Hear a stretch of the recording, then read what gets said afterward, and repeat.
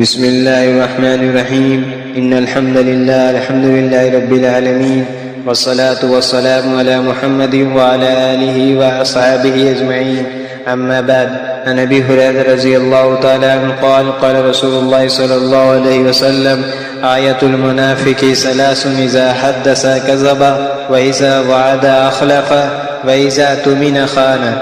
حضرت ابو ہریرہ رضی اللہ تعالیٰ عنہ سے روایت ہے کہ اللہ کے رسول صلی اللہ علیہ وسلم نے ارشاد فرمایا، منافق کی تین نشانیاں ہیں، جب بات کرے تو جھوٹ بولے، جب وعدہ کرے تو اس کے خلاف ورزی کرے، اور جب امین بنایا جائے تو خیانت کرے۔ رسول اللہ صلی اللہ علیہ وسلم نے اپنی تعلیم میں جن اخلاق حسنہ پر بہت زیادہ زور دیا ہے اور جن کو لازمہ ایمان قرار دیا ہے، ان میں سچائی، ایفاء عہد اور امانت داری کو خاص اہمیت حاصل ہے۔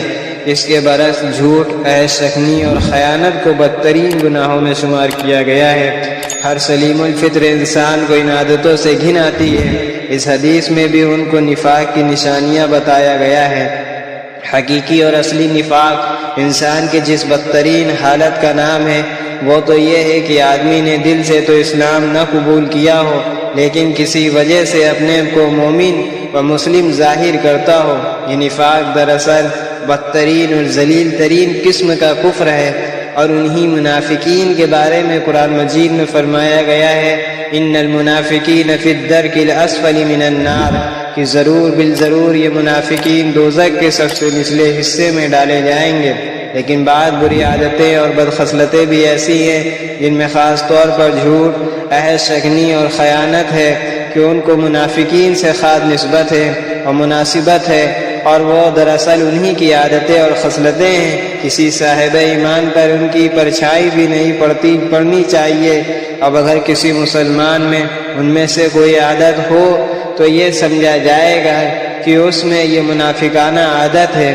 الغرض ایک نفاق تو ایمان و عقیدے کا نفاق ہے جو کفر کی بدترین قسم ہے، لیکن اس کے علاوہ کسی شخصیت کے طور طریق اور اعمال کا منافقانہ ہونا بھی ایک قسم کا نفاق ہے۔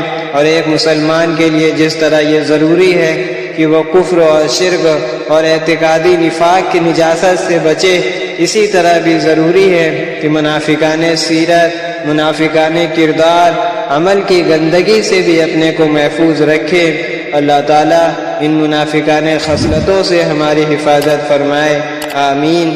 وآخر دعوانا الحمد للہ رب العالمین۔